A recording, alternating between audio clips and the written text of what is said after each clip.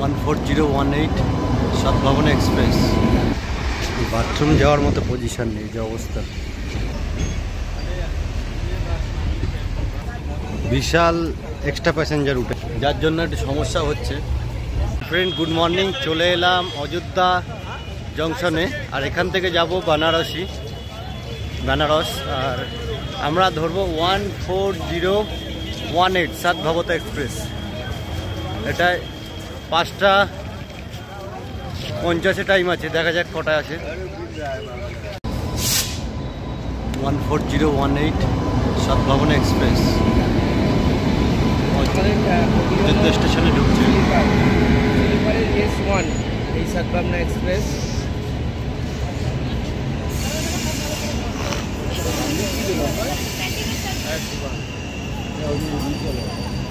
ও বাবা রে, আমাদেরকে সামনের দিকে S1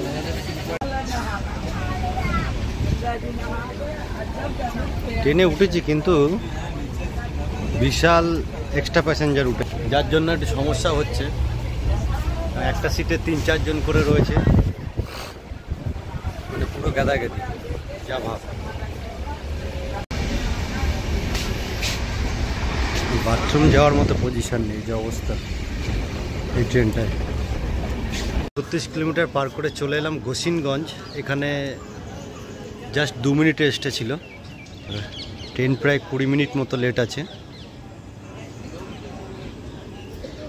ফাঁকাই, কিন্তু একটা সমস্যা হচ্ছে, প্রচুর মানে জেনারেল প্যাসেঞ্জারে যে উঠে যাচ্ছে। S1 যেহেতু আমাদের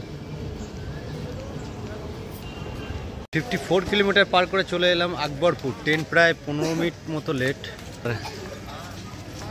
সেই স্লিপার S1 প্রায় জেনারেলের মতোই ভিড় হয়ে গেছে।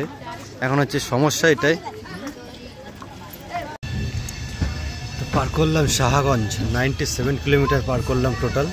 আর ট্রেন প্রায় 1 ঘন্টা মতো লেট হয়েছে। এখন দেখা যাক, যে শাহগঞ্জ স্টেশন পার হলো।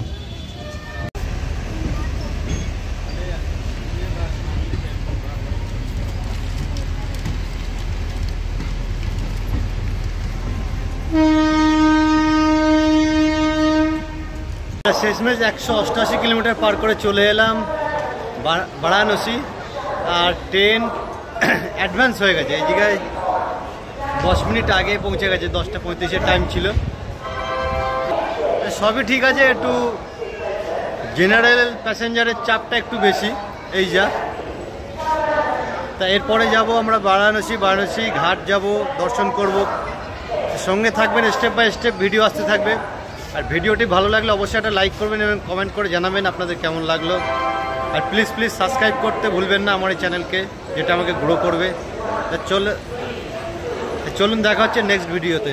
আর ওই রয়েছে, এক্ষুনি আসবে। আমরা লিফটে করে উঠে এলাম, আর আমাদের ট্রেন এই যে এক্ষুনি ছেড়ে যাবে। তা বারাণসী স্টেশন থেকে বের হচ্ছি, আর যাব কাশী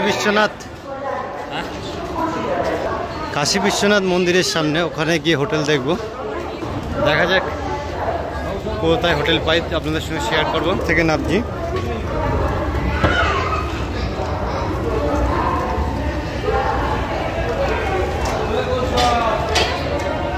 চলে এলাম বারাণসী স্টেশনের বাইরে। এখান থেকে টোটো অটো ধরবো আর যাব কাশী বিশ্বনাথ মন্দিরের সামনে। আর এই যে বারাণসী স্টেশন, এখান থেকেই যাব। আর এই যে পূজা।